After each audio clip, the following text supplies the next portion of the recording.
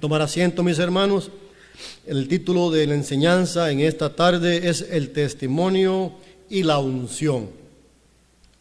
Tal vez suena como palabras muy conocidas para nosotros, ¿verdad?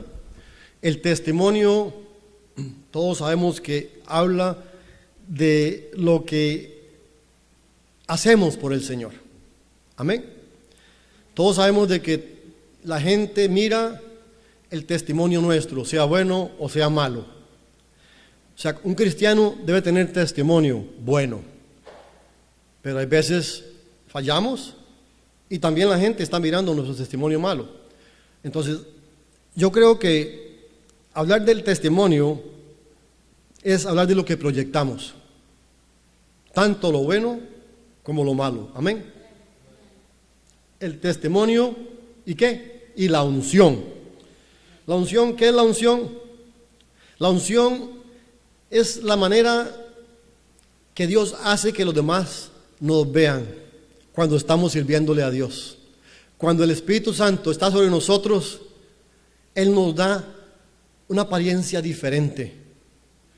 Ustedes recuerdan al final, cuando el primer mártir, Esteban, estaba arrodillado y lo estaban cuestionando y estaba por morir. Dice que aquellos que estaban alrededor miraron su rostro transformarse como el rostro de un ángel. O sea, eso es lo que la unción hace, hermanos.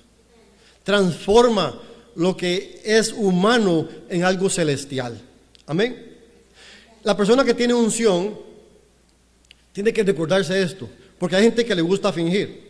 Yo conozco muchos oradores buenos, muchas personas que son motivadores del habla, que lo reúnen a personas en miles en un cuarto y les hablan suavemente y les sonríen y ellos aparentan que están teniendo una capacidad muy buena para lo que están haciendo. Eso no es la unción, hermanos. Eso lo puede hacer cualquier payaso. La unción nadie la puede imitar. ¿Por qué? Porque la unción tiene señales de milagros acompañando la unción de Dios. Por eso Jesucristo dijo que señales mayores que las que yo hice os seguirán a vosotros.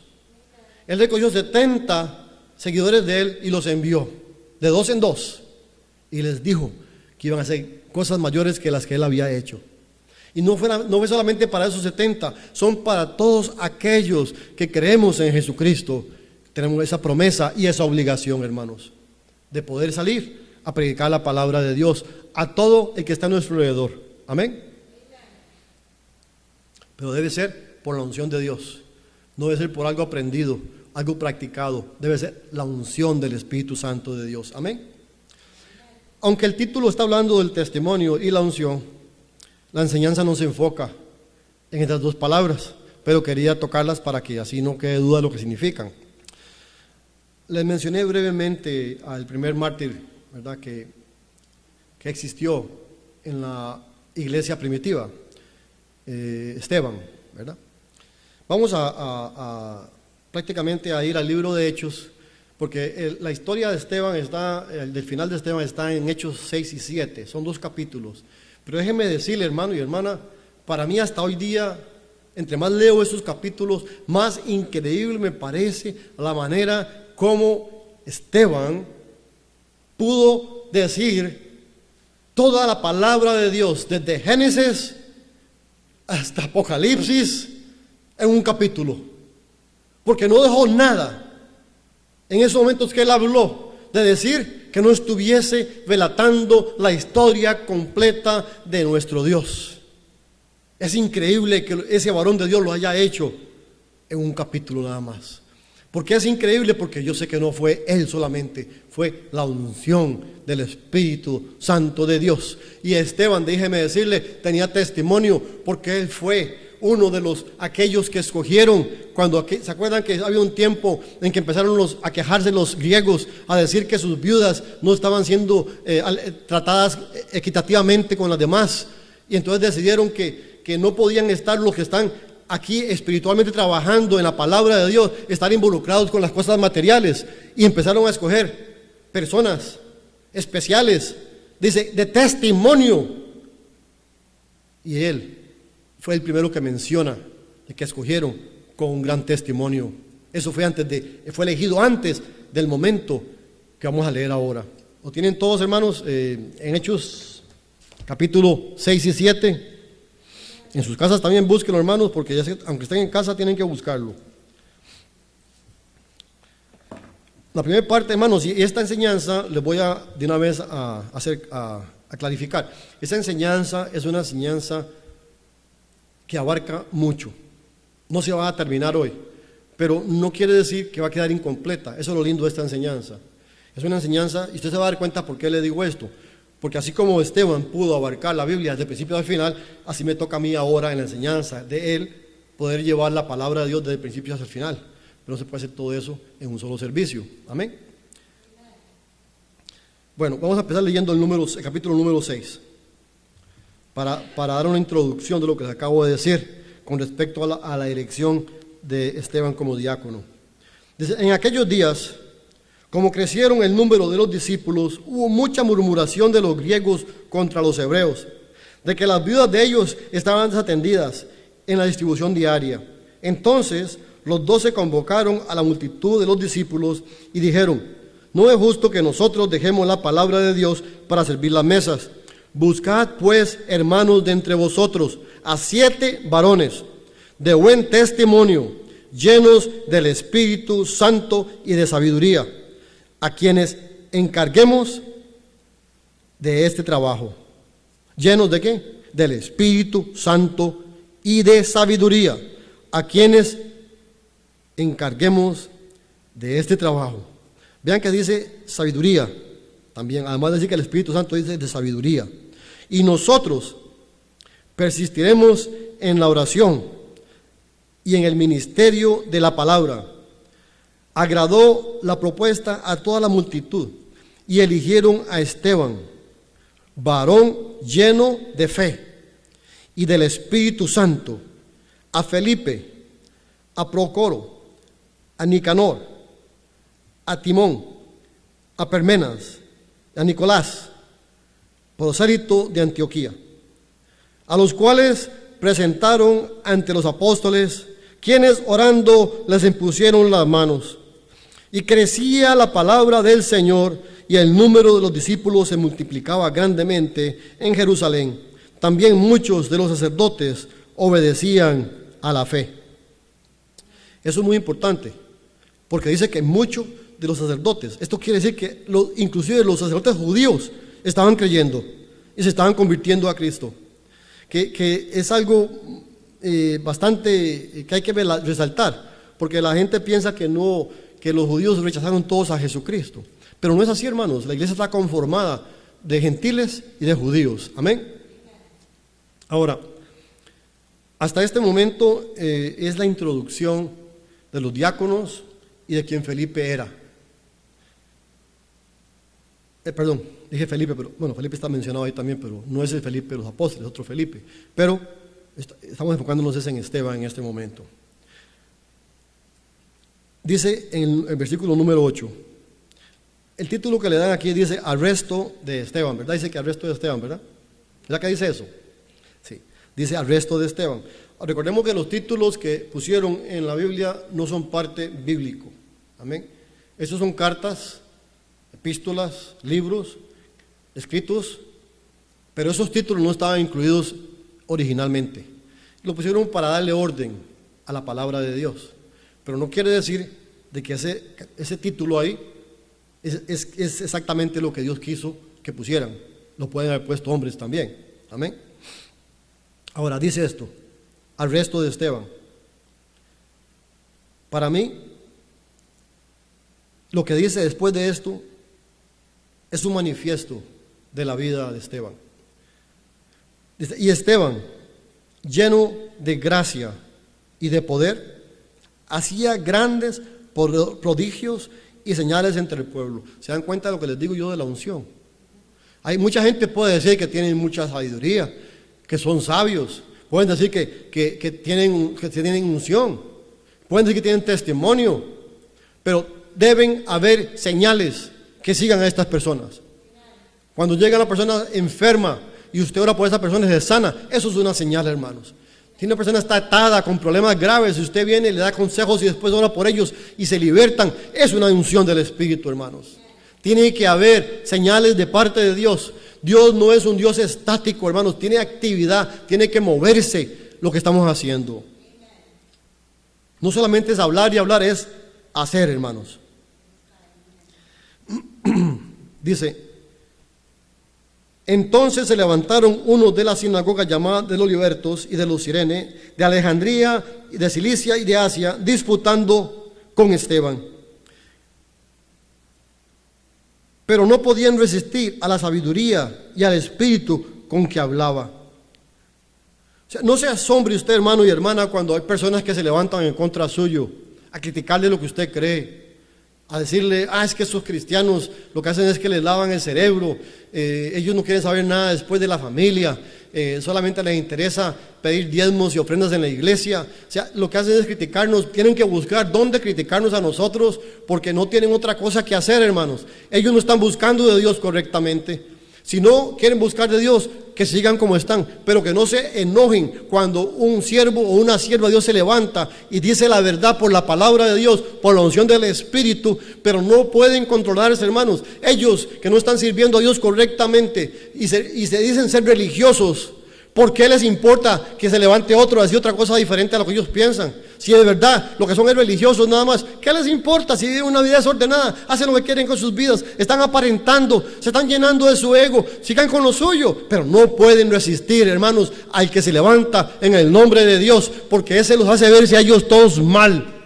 Amén. Uno que se levante hace que todos se vean mal y los pone incómodos y empiezan a ver cómo hacen para tirarlo al piso. Eso hicieron con Esteban. Se levantaron a disputar con él, dice, a disputar con él, pero no podían resistir a la sabiduría y al espíritu con que hablaba. Porque, hermano, la sabiduría no es la de Esteban, la sabiduría no es lo que él pensaba, el espíritu no es el espíritu de Esteban, es el Espíritu Santo de Dios, es la sabiduría de Dios. Nadie puede debatir con nuestro Dios, hermanos.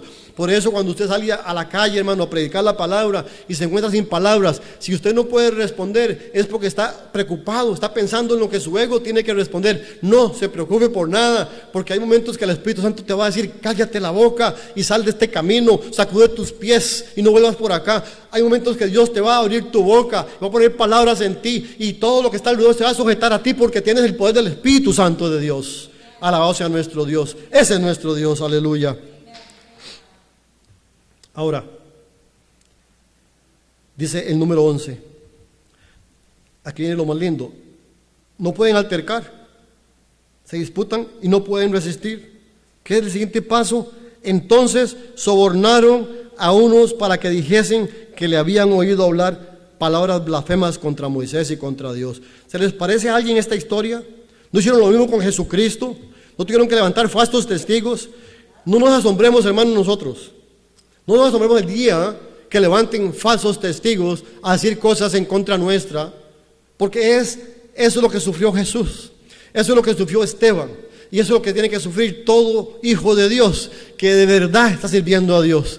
Si usted no están persiguiéndolo, si no están molestándolo por lo que usted cree, algo anda mal en su vida. Usted no está manifestando todavía al tiempo que debe hacerlo, con todo el potencial que debe hacerlo, el ministerio que se ha puesto en sus manos. Cuando se incomodan alrededor suyo, familiares, amistades, vecinos, compañeros, y empiezan a incomodarse y a decir, ese quién sabe qué se cree que es mejor que nosotros, y empiezan a hablar mal de usted con el patrón para que lo voten si es posible. No se sorprenda, hermano y hermana. Todo eso me pasó a mí cuando estaba trabajando en el mundo, y lo que hacía más bien era ayudarme, porque cada vez que hacía una palabra en contra mía, más me querían mis patrones, hermanos. Iba a decir un chiste a la hermana Joan, pero no puedo porque no tengo que despertar a nadie. Entonces va a pensar que es personal entonces. Vamos a leer el número 12. Y soliantaron al pueblo, a los ancianos y a los escribas, y arremetiendo, le arrebataron y le trajeron al concilio. Y pusieron testigos falsos que decían: este hombre no cesa de hablar palabras blasfemas contra este lugar santo y contra la ley. Pues le hemos oído decir que ese Jesús de Nazaret destruirá este lugar y cambiará las costumbres que nos dio Moisés. Entonces todos los que estaban sentados en el concilio, al fijar los ojos en él, vieron su rostro como el rostro de un ángel. Alabado sea Dios. El mundo puede venirse encima suyo, hermano y hermana, pero lo que está en usted, lo que está depositado en su corazón es el templo del Espíritu Santo de Dios. Ese poder que Dios nos ha dado, hasta aquellos que nos detestan lo van a ver. Si tú lo que quieres es que te den crédito a ti, entonces vas a fallar. Pero si tú humildemente te mantienes en tu posición como Dios te tiene, porque tus palabras finales deben ser siempre, por más mal que te hagan, debe ser siempre: Señor, perdónalos porque no saben lo que hacen. Esas deben ser tus palabras. Y piensa en este momento, si cuando te han atacado antes, tú has pensado de esa manera, has dicho de esa manera. Muy difícilmente, porque aún nos falta mucho por aprender. Pero a Dios gracias, estamos en el buen camino. El camino que nos va a ayudar a aprender, pero no solamente para tener conocimiento, sino para practicar. Porque el que practica la palabra de Dios va a ser lleno del Espíritu Santo y va a poder caminar como caminó el Señor Jesucristo. Porque Esteban estaba caminando como caminó el Señor Jesucristo. Amén. Ahora vamos a escuchar a nuestro hermano Esteban.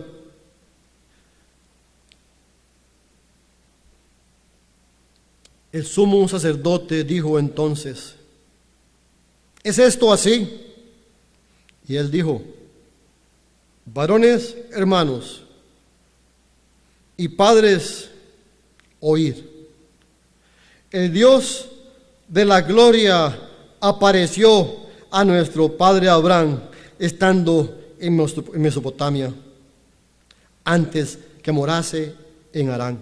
Miren dónde empieza. Empieza hablando del padre Abraham antes de que Dios lo sacara de su tierra nativa, ¿verdad?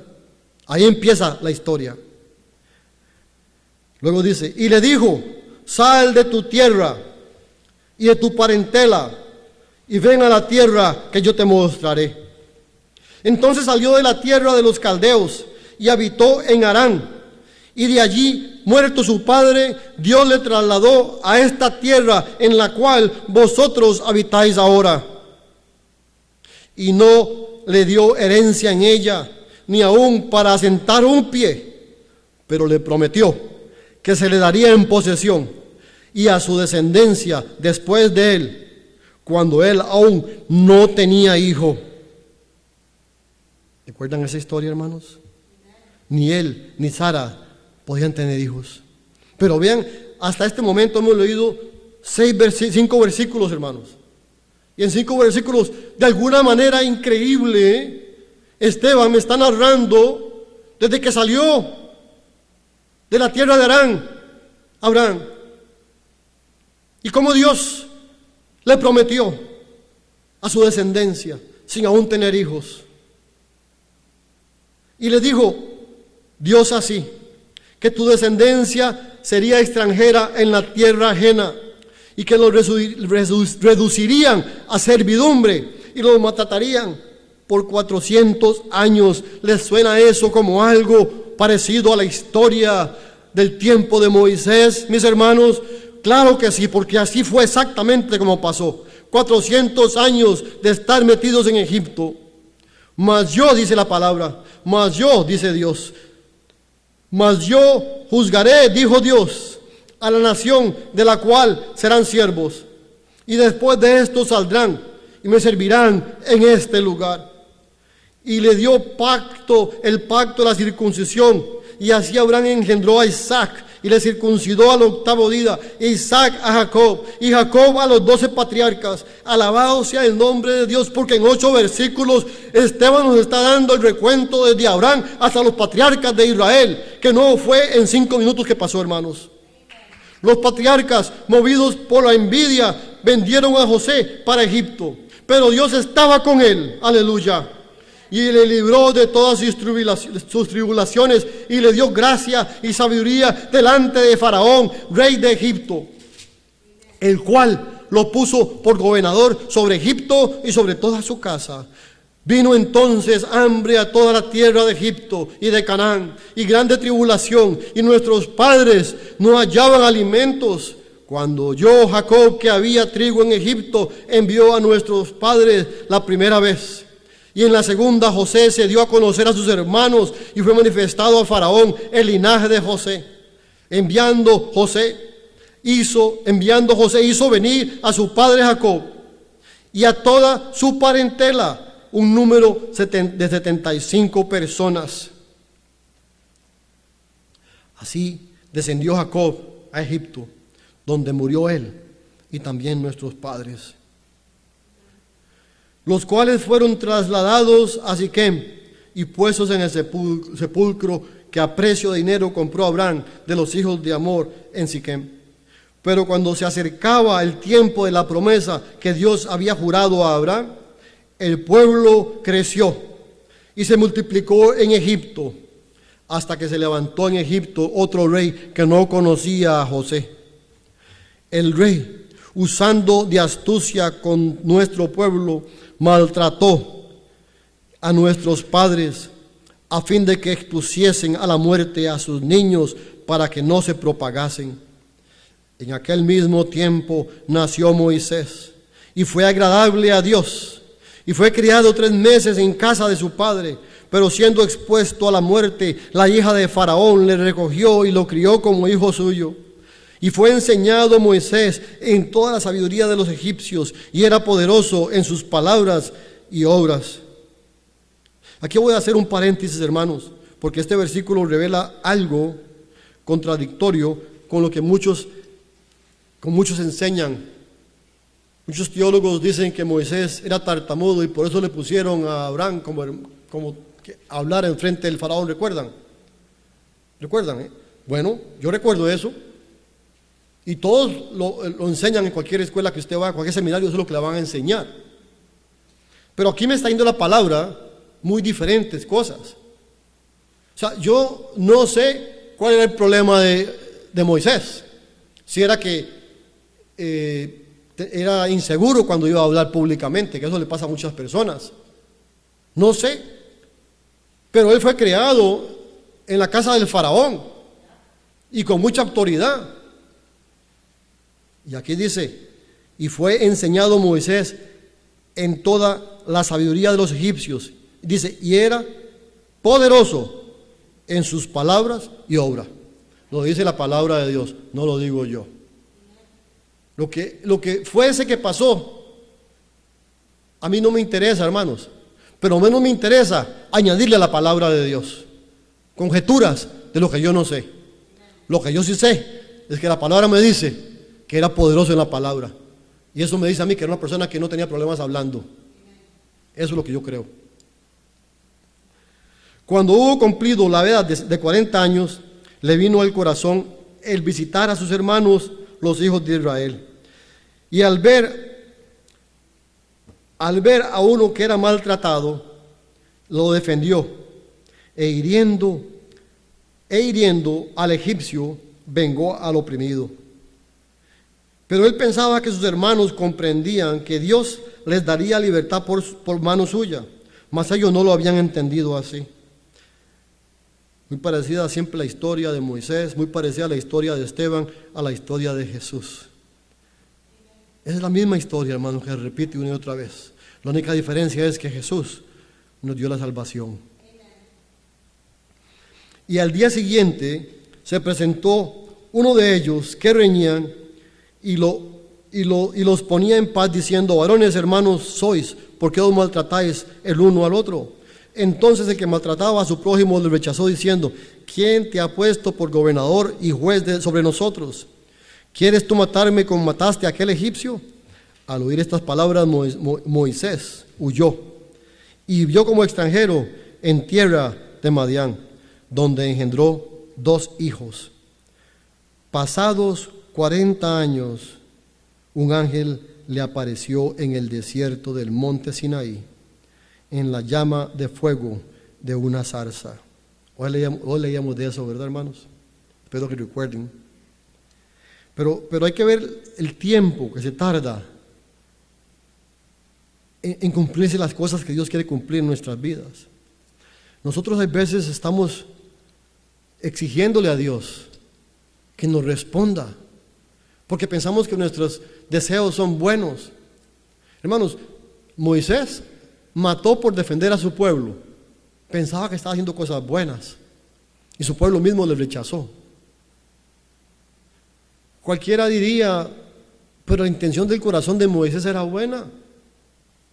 Moisés pudo haberse volteado a Dios y decirle: Dios mío, si tú querías que yo hiciera algo, ¿por qué no me detuviste? ¿Por qué no me diste más instrucciones? Bueno, ahora que ya pasó esto, Señor, me están rechazándome. Ahora ayúdame, Señor, ¿qué hago? Pero tuvo que aguantarse 40 años más hasta que Dios le volviera a hablar otra vez. ¿Ha esperado usted 40 años por sus respuestas? Yo creo que no. Tal vez la hermana Joan. Hice un chiste, hermanos. Pasados 40 años, un ángel se le apareció en el desierto del monte Sinaí, en la llama de fuego de una zarza. Entonces Moisés, mirando, se maravilló de la visión.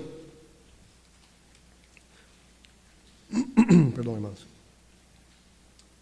Y acercándose para observar, vino a él la voz del Señor: yo soy el Dios de tus padres, el Dios de Abraham, el Dios de Isaac, el Dios de Jacob. Y Moisés, temblando, no se atrevía a mirar. Y le dijo el Señor: quita el calzado de tus pies, porque el lugar que estás es tierra santa.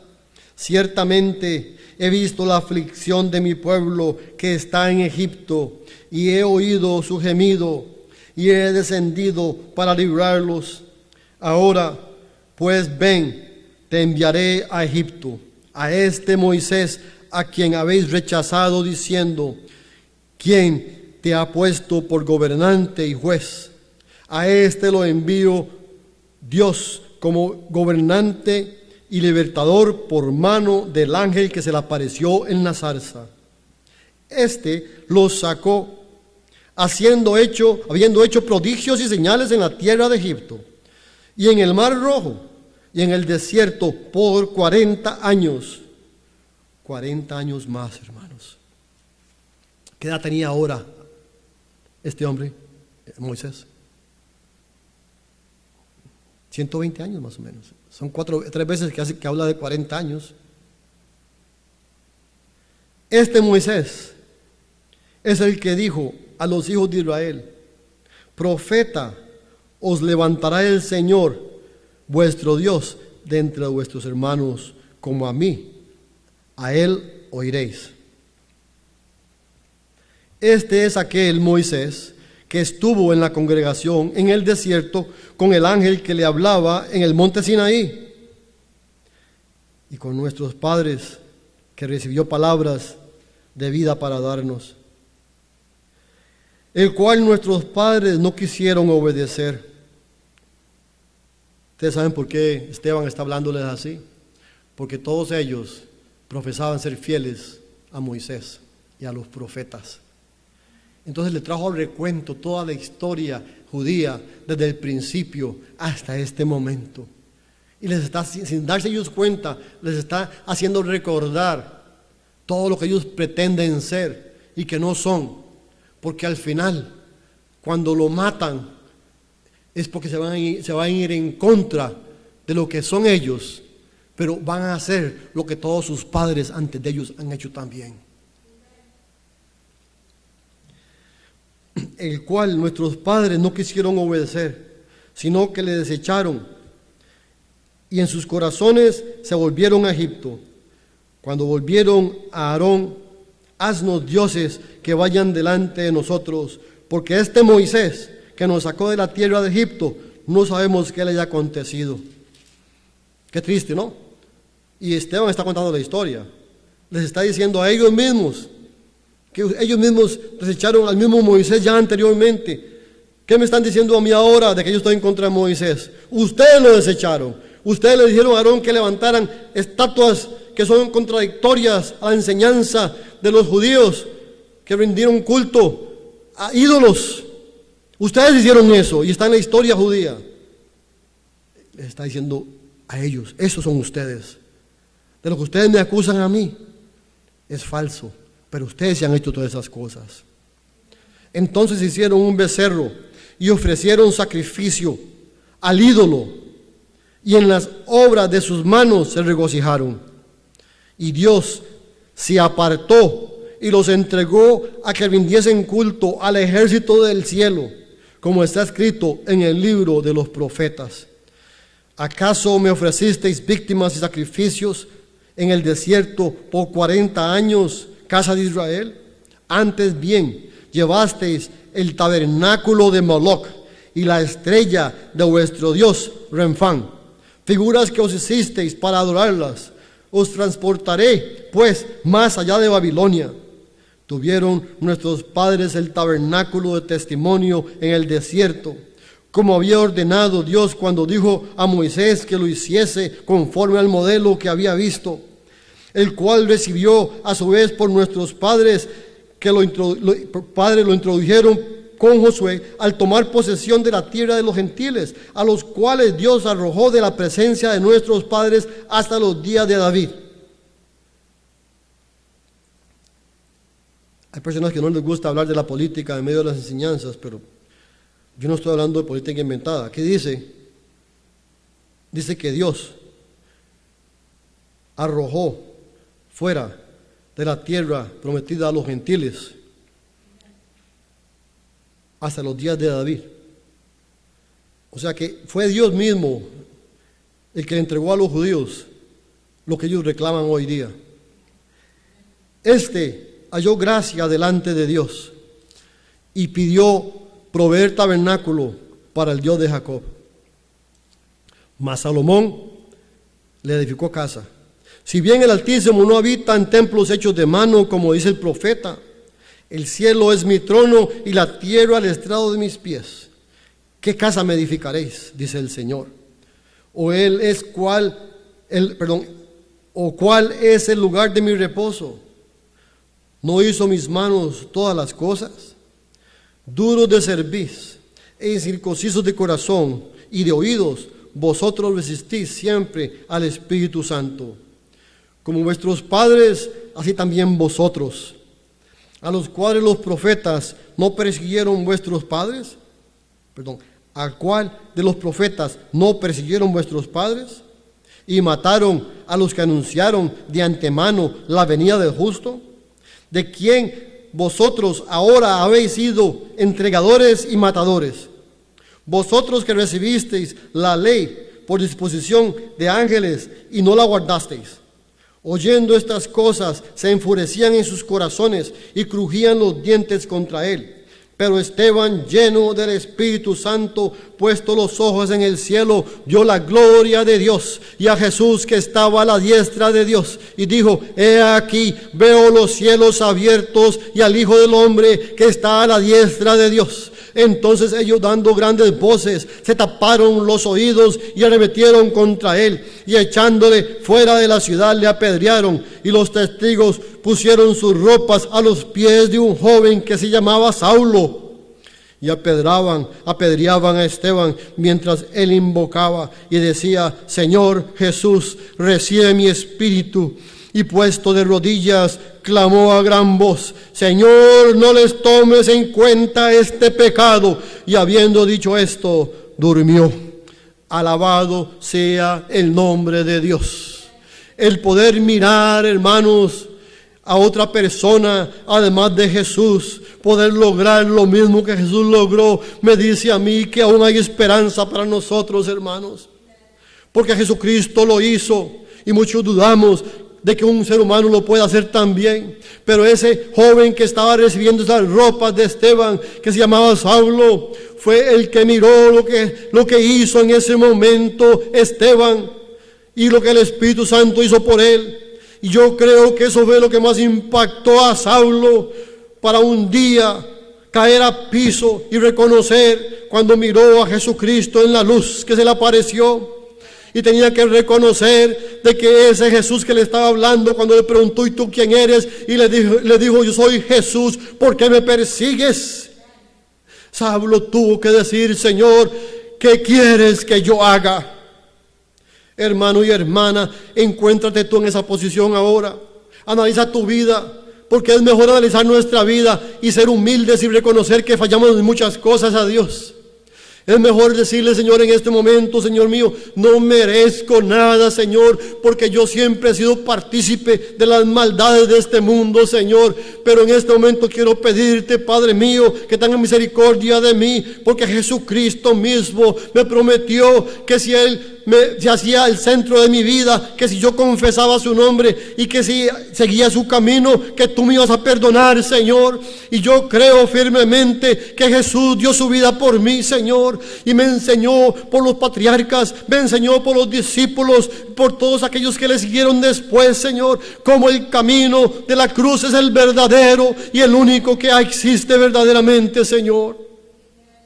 Cuando nosotros, hermanos, seamos humildes, cuando nos humillemos ante Dios, cuando le digamos a nuestro Dios, Señor, usted no piense en estos momentos que su vida es una vida muy diaria, muy cotidiana. Esa vida cotidiana es la que Dios quiere que usted entregue, hermano y hermana. Esa vida que usted piensa que es muy trivial. Es trivial, pero te tiene ahogado, te tiene agarrado de tu cuello. Entonces no puede ser trivial. Las cosas triviales nos tienen amarrados todavía. Dios está diciendo, en el nombre de Jesús, desátate.